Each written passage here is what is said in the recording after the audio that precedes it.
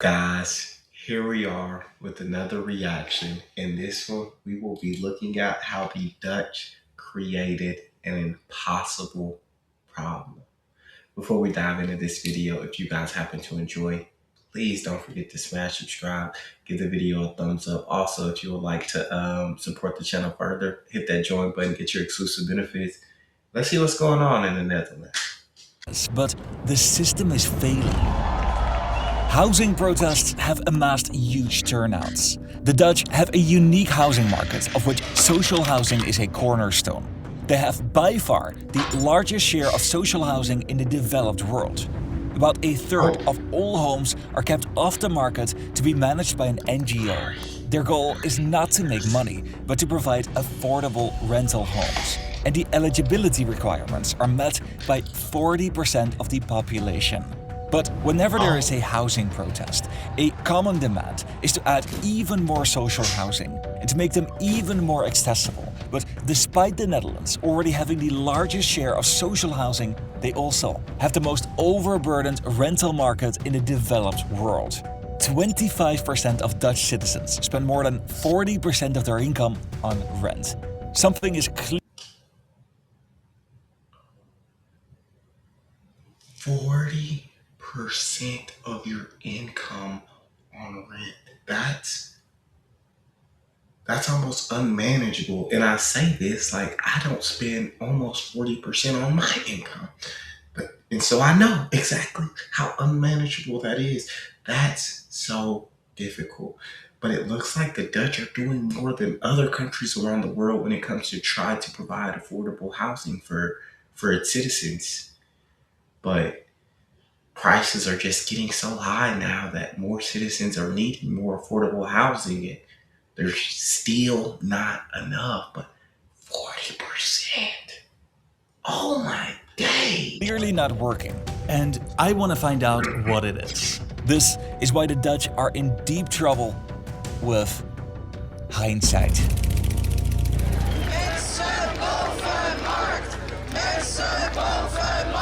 Over the past years, major protests have erupted. Het gaat over de basis van de mens en dat is een huis.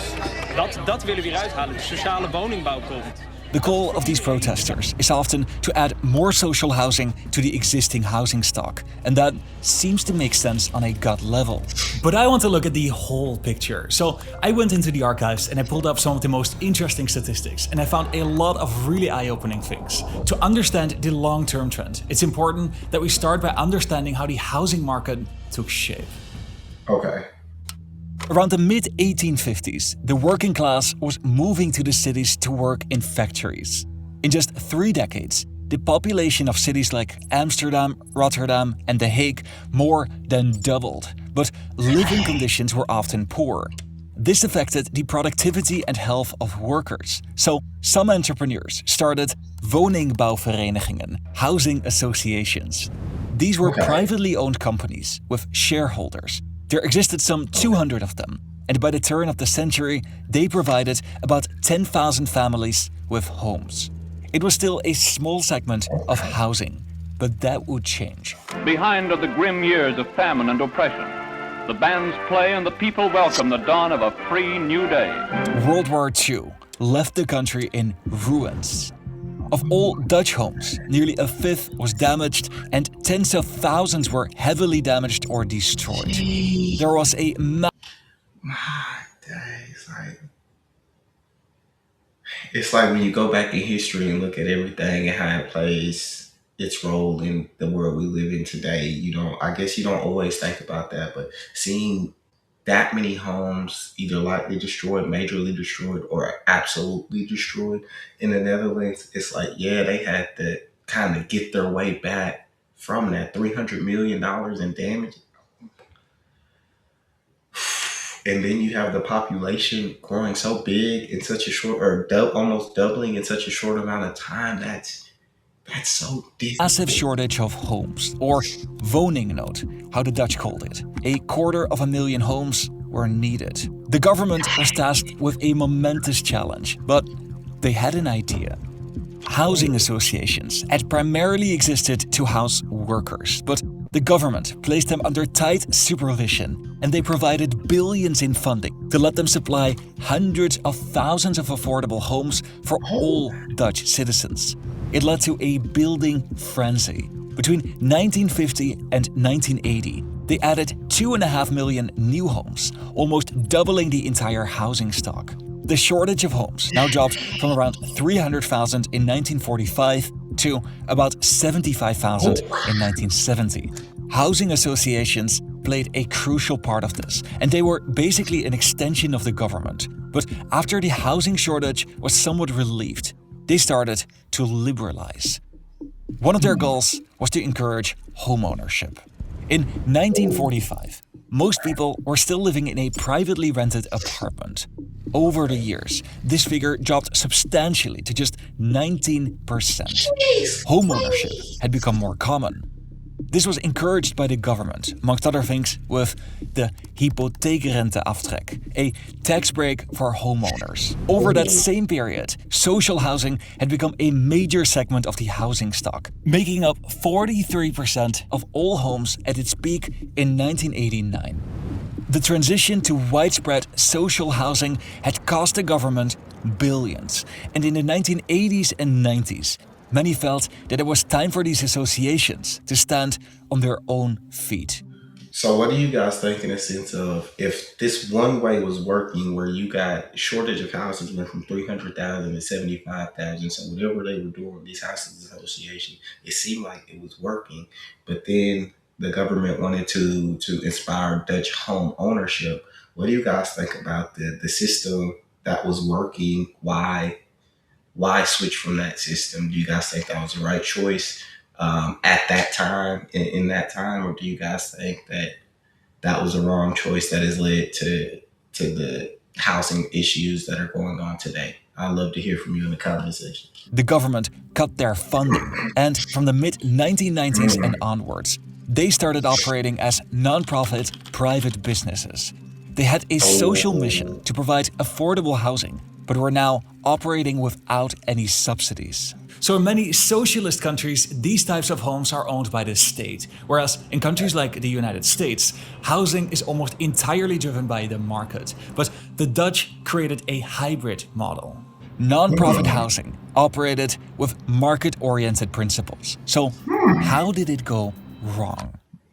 So the only reason why we can make these videos is because we have sponsors. They help us pay for editors and writers. And today's sponsor has been a longtime friend of the channel. Requests for your data to be deleted. They already took my data off 130 historically considered a social... Let's go back to the Netherlands. Housing was historically considered a social good, but it became a tool for building wealth. So I mentioned that tax break for homeowners, and that's a good example. It was originally conceived to encourage people to buy a home. If you buy a house for $500,000 and get a typical 30-year mortgage with a 4% interest rate, you pay about 360,000 euros in interest, which was made tax deductible. Homeowners, while paying off their mortgage, save over 130,000 euros in taxes. That's great if you own your house, but here's the problem. You got a major tax break, but your neighbor who rents a similar house didn't get any of that. In other words, the system drives inequality between people who own and people who rent. And that's just a small piece of the puzzle. Social housing exists. But I would have had to assume that they would have known that when they tried to put this policy into place and inspire more homeowners, that they would have known that there would be an inequality with the tax break of people that own houses and don't. So, but they still went ahead with it. So what? Why did they think it would work in a sense? 40% of people with the lowest incomes. Housing associations build and manage these homes. And the first years after being deregulated were ridden with scandal. De Rotterdam voeren de nieuwe waterweg uit. This is the SS Rotterdam, a cruise ship that was launched in 1958. It has since traveled the world until, after decades of service in 2000, it was time to retire. So what does this have to do with housing? Nothing. But a major housing association in Rotterdam purchased this ship for 30 million euros. They started renovations with the idea to convert it into a hotel and a tourist attraction. This raised a lot of eyebrows because the mission of a social housing organization is to provide affordable housing. Don't forget, they're a non-profit. So why would they get involved with this kind of projects? But then they had an unexpected setback. They believed that they would spend about 6 million euros for the renovation, but it ended up costing 256 million. These stories led to a debate about whether housing associations How is your math that wrong? What, for your belief to be it will cost about 6 million in renovations to end up costing 256 million? Who did the math to come up with the $6 million estimation? Because that's astronomically wrong. Like an extra $250 million. Oh my. should perhaps be regulated a little bit more. And that's what started happening in the early 2010s. But more cracks started to show. In Amsterdam, the city with the highest cost of living and arguably the hardest place to find an affordable home in the city center, housing associations started selling their assets en masse. As a result, this reduced the affordable housing stock in the city center. This contributed to a higher cost of rent because the prices of private rentals were increasing faster than those of social rentals. But it was designed to make housing less dependent on social housing.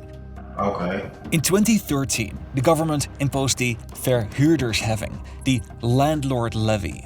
This tax forced housing associations to pay billions of euros to the state and to push more houses to the private market. One of the goals of these policies was to make it easier for people to buy a home by increasing the availability of houses on the private market. But the rate of homeownership didn't change at all. It basically flatlined. I guess I'm still struggling. Why it seems like these housing associations went from getting funded by the government to build affordable housing for many people to now they go private. They don't get that funding anymore. They go private, and now they're having to pay the state to build these houses. They have to pay this tax. Like, I'm wondering how all that occurred, and then I guess they thought it would inspire more home ownership, but it didn't change. And so with it not changing, I guess we're about to find out what happens next. This is baffling to me. Now with these measures, it became more difficult for housing associations to build new homes. The state is obliged to reduce greenhouse gas emissions by the end of 2020. In 2019, a court ruling forced the Netherlands to lower their emissions of nitrogen. And this immediately froze 18,000 projects, including the construction of 75,000 housing units. The rate of construction was already trending downwards, while over the same period, the shortage of homes was increasing. In 1945, there was a shortage of about 300,000 homes. This lowered over the next years, but especially in these last 2 decades, it really got out of control, with a peak of 450,000 homes in 2025. In numbers, not percentages, the Netherlands now has a greater housing shortage than in the years after World War II. In 2020, 1 in every 3 homes in Amsterdam was sold to foreigners. This sparked debate about opkoopbescherming, purchase protection. The policy aimed to protect homes that were owner-occupied to be bought up by investors. It was rolled out in most major cities. In 2021, So the homes are being sold to foreign investors or to people coming over to the Netherlands and buying these homes. I gotta go get my son, but this is crazy. Well, I guess he's laying back down. This is truly baffling to me. Oh my days. 15,000 people participated in a march demanding more affordable housing. It was the largest housing protest in decades. The cost of housing had nearly doubled in the 10 years between 2012 and 2022, and between these 2 years alone, home prices increased by 20%. People were angry. The policies that were supposed to provide more affordable homes and to make buying easier, renting cheaper, and they were intended to create more equality in the housing market were failing miserably for them. And now there's a new plan. One of the main goals of the current government is to build 900,000 new homes by 2030. They are broken down like this. 300,000, or a third, is expected to be built and managed by social housing organizations. Okay. So the government still believes in this approach. I opened this video by showing that the Netherlands has both a very large percentage of social housing, and at the same time they have a remarkably high percentage of renters that are overburdened by the cost of rent. But I don't mean to imply that this is caused by social housing, or that social housing has a net negative effect on the housing market. It is more complex than that. For decades, the Netherlands didn't build enough homes, and construction is now hindered by goals to reduce emissions. The Dutch population has grown faster than anybody expected. People bought more homes as an investment, and strict land use restrictions, labor shortages, and rising construction costs have all contributed to a slow response to rapidly increasing demand. Much of this is rooted in policy. The Dutch have tried to balance their social mission with advantages of a market-oriented approach, but they have moved too far in either direction in the past, and we've lived through the consequences. The Dutch are in uncharted territory. This has never been done before. Then, on a final note, in last week's video about Poland, I did something that I've only done once before on this channel. I know that's about last week's video, but this it's amazing to me how this happens. I get the rising cost of rent because we're suffering that same in the U.S. and the house that I live in right now costs $1,650 a month, which if I'd have went back a decade ago, I guarantee you this house would have been no more than $1,000 a month. So the cost of living and rental prices and homes are just rising at an exponential rate, it feels like, to where I understand why the protests are happening. Like, these costs are unimaginable. People can't afford this. And so they're trying to build 900,000 homes by 2030, which I'm sure will be extremely beneficial to all the Dutch people and to help with prices and everything such as that. But I want to get y'all's opinion on what's going on with Dutch homes. I want to know what y'all think about the new plan in place, what y'all think led to this point where it's people are struggling with the prices, where there's a shortage of homes. And then I'm going to ask, do you guys think the Dutch are just same reasons, I guess, kind of going along with the rest of the world? Because you see so many other countries right now struggling with the rising cost of living, with the rising cost of housing, with shortage of homes. You see that happening in so many other countries as well. So you think the Dutch are suffering for the same reasons that other countries are suffering, or that the Dutch government did certain things that just were not smart? I'd love to hear from y'all. I enjoy reacting to that, and hopefully I can start reacting to a couple more videos on this channel per week, but I'll see you guys next time.